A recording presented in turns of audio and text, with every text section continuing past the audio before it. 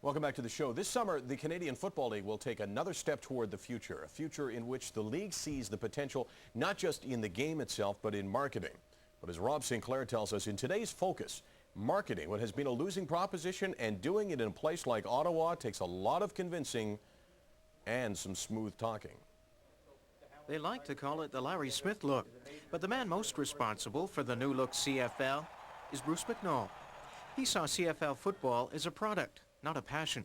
And by putting the onus on profit, he attracted other money-minded entrepreneurs. I think when Bruce McNall in 1991 recognized the Canadian Football League as a league with great potential and great growth, it created a whole lot of energy in terms of people, because at that time he was very much the cutting-edge entrepreneur in sports. People saw his movement as something that attracted a whole lot of other people. I'm very pleased now to introduce the new owner of the Ottawa Rough Riders, Mr. Bruce Firestone. Bruce Firestone is a lot like McNall. He, too, owned an NHL team.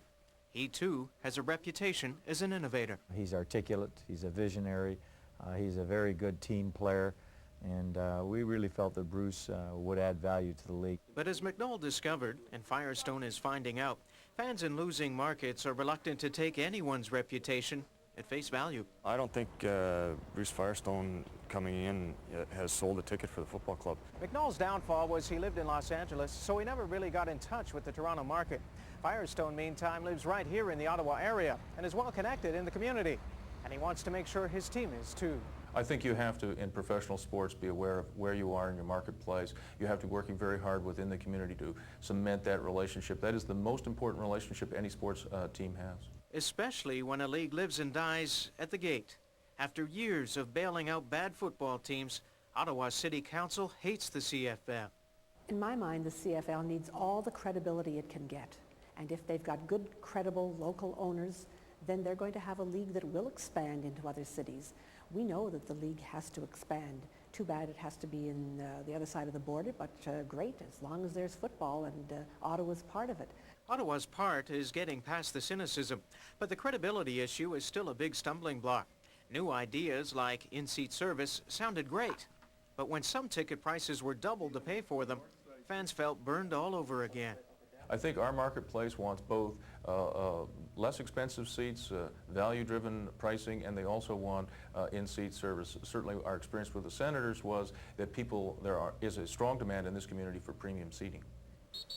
After the Gleibermans, resentment still runs deep. People don't trust the CFL. They'd rather wait and see.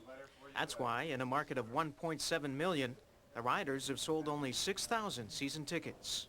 Maybe their single game sales for the opener are coming along, but as far as season ticket-wise, people stood back and waited, and I think justifiably so. I mean, they've been burned so many times. Why wouldn't they wait? With the new look, new setup, and new personnel, the Riders are doing precisely what McNall did in Toronto. But all the marketing in the world won't make money unless a team wins. And the Riders haven't had a winner in 18 years. The only reason there is to get excited about this football club is because Adam Reed is running it, and he and Mike McCarthy have put some players on the field that are going to be interesting and exciting to watch. And the biggest thing that brings is there's an opportunity to be competitive. And therein lies the key to the new CFL. Teams have to win on the field to win off the field.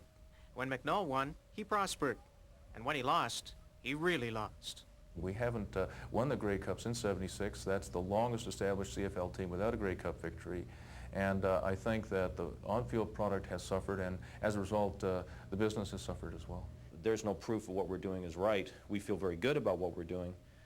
And I think what will happen is as the season unfolds, we'll see if we are on the right track. And once they get down to the business of playing football, it'll be up to the football experts, Mike McCarthy and Adam Rita, to keep this team on the right track. Ironically, they led the Argos to their last Grey Cup back in 1991. And the owner back then? Yeah, you got it, Bruce McNall. Rob Sinclair, TSN, in Ottawa.